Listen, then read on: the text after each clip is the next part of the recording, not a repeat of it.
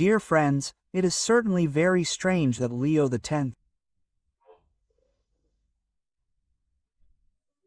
always drags people into these events planned under Bergoglio's anti-papacy, and that, as we have already said in a previous podcast, he constantly jumps on these minds. The meeting with the faithful in Los Angeles, the civilly married couple who say, "Holy Father, we are married," was the headline in yesterday's newspapers. Then the lunch with the trans people, the only thing he managed to achieve was to not have them at his table. It is not understood why it is a lunch for the poor, even the trans people, who usually earn quite well from their activities. In any case, Leo X does not put up any resistance. Traditions Custodes is still there. Monsignor Savino is still there after the things he said. Gambetti after the atrocious desecrations of St. Peter's is still there. Everything concerning the Bergoglian agenda continues without a hitch. The big concert with Bergoglio's big face, the drones, the Gnostic Masonic symbols, went smoothly. He wasn't there, but it still took place. The LGBT Jubilee took place, he didn't show up, he didn't go, but there was no problem.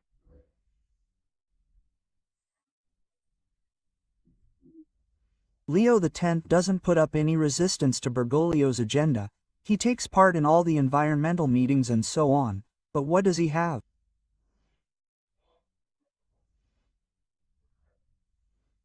He has symbols that concern his papal status. The red Mozzetta, the banner at the election, Castel Gandolfo, the acronym PP, and so on. Does it remind you of anyone? Does it remind you of someone who maintained some symbols, some prerogatives, some papal titles, and who was very meek, how can I say, docile? To what Bergoglio did, to the Bergoglian agenda. Does it remind you of anyone? It reminds me of Pope Benedict XV, who had the apostolic blessing, the title of Pope, wore the white robe, he lived in the Vatican, they called him Holy Father, a whole series of titles that concerned, precisely, his munus, but we know that he was prevented. And Pope Benedict did not complain in the least, on the contrary he would say, "I thank Pope Francis for his kindness, his holiness." He would hug him, meet him, he apparently had a very high opinion of him, he would say he is a very determined man, he knows what to do, what not to do, he faces situations with courage, and so on. So you see clearly that the model of Pope Benedict is being replicated.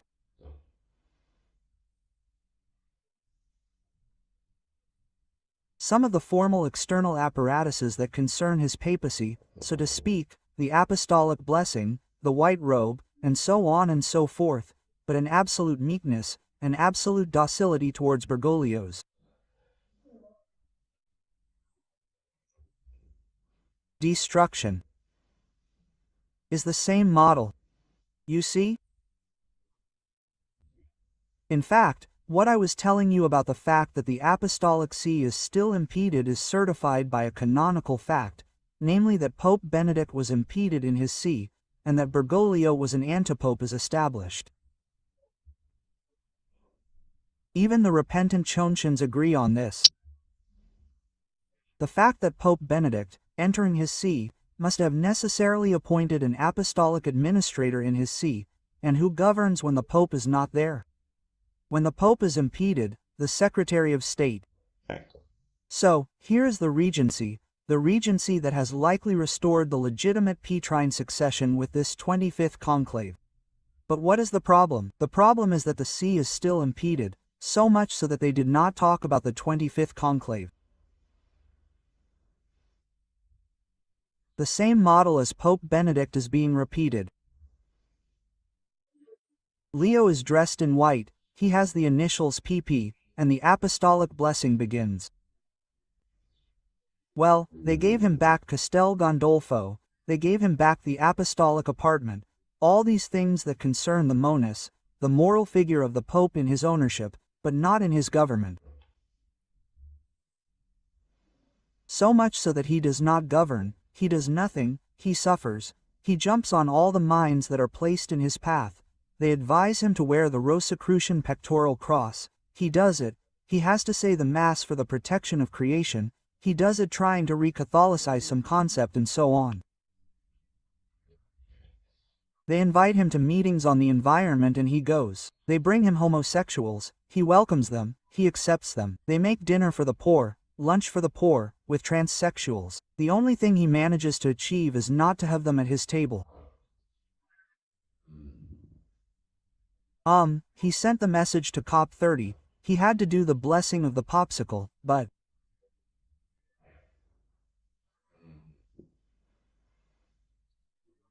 the appointments of the unmentionable bishops, he calmly signed Fernandez's document without any problem. You see clearly that Leo X is not withdrawn like Pope Benedict, but behaves exactly like a pope impeded. So much so that he does not govern.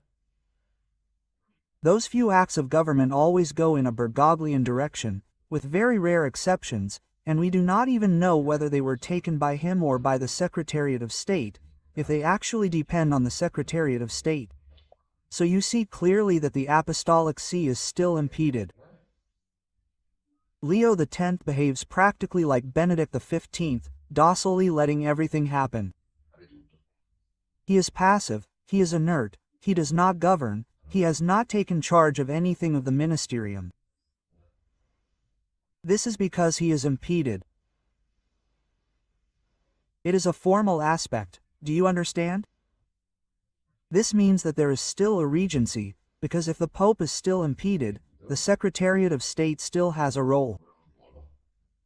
When will this situation be resolved? It will be resolved when Leo X says I am impeded. Benedict XV was impeded. I inherited the impediment from Benedict XV, just as, for example, Vittorio Emanuele of Savoy inherited the impediment from his father Umberto II. Of Savoy inherited exile from his father. It is the moral figure of the monarch, the Pope, the king who continues to be impeded.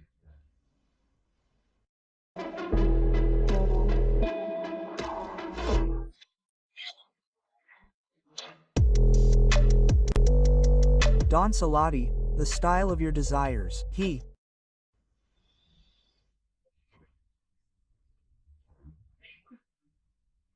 That is why he continues to jump on mines, and in this there could also be, a continuation of Pope Benedict's strategy, because one day when he proclaims his see impeded, everything he has done under duress, under the impediment, will immediately lapse because he could not freely exercise his power. Everything the Pope does under duress is null and void. While the Roman See is vacant or totally impeded, nothing in the government of the universal church is changed.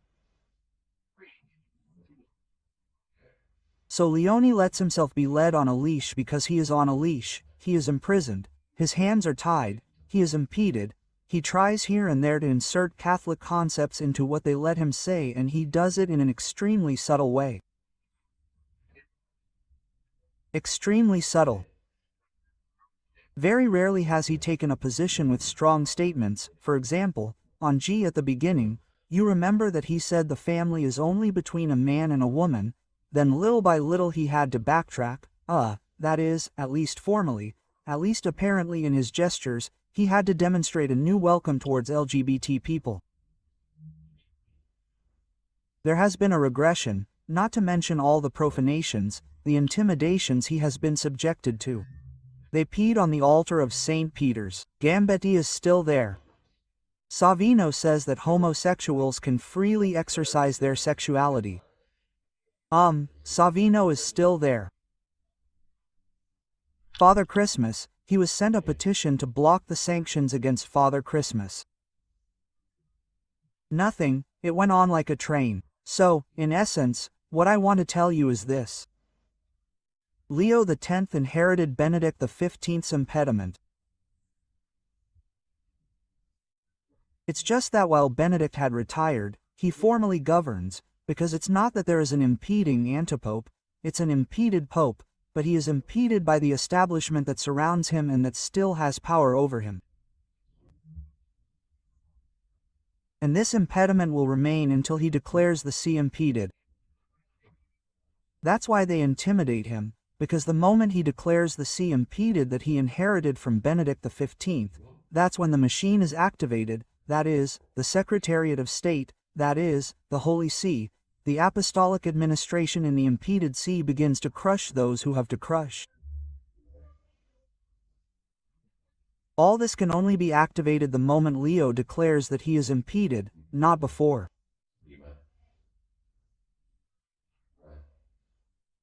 So the inertia of Leo X is the same, docile inertia of Benedict XV in the face of the charlatan Bergoglio.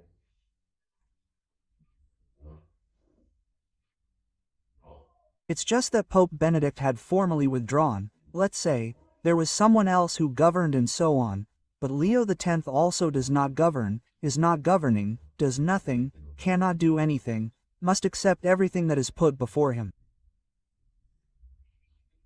And this, let's say, is also part of the strategy of the Demeter, because he, by appearing docile to all these distortions, will one day be able to say, see what they forced me to do. I was impeded, they forced me to sign this, to approve this nomination, they forced me to say this thing here, they forced me to make an intervention in this sense, and so on and so forth. Quote, but everything that Leo X did will lapse because, in fact, what a pope does while impeded is not valid. Oh, too difficult, too difficult. You can even think that Leo X is a Freemason antipope of the Church of Satan. This is the easiest way, okay? Make yourselves comfortable, there's no problem. On the contrary, do me a favor, because the more unrest there is, the more the Holy See can be motivated to intervene. So if you want to choose the broad path, the easy path of Antipope Leo X, who is as bad as Bergoglio because he too is a Freemason antipope. Okay, agreed, there is no problem, go ahead.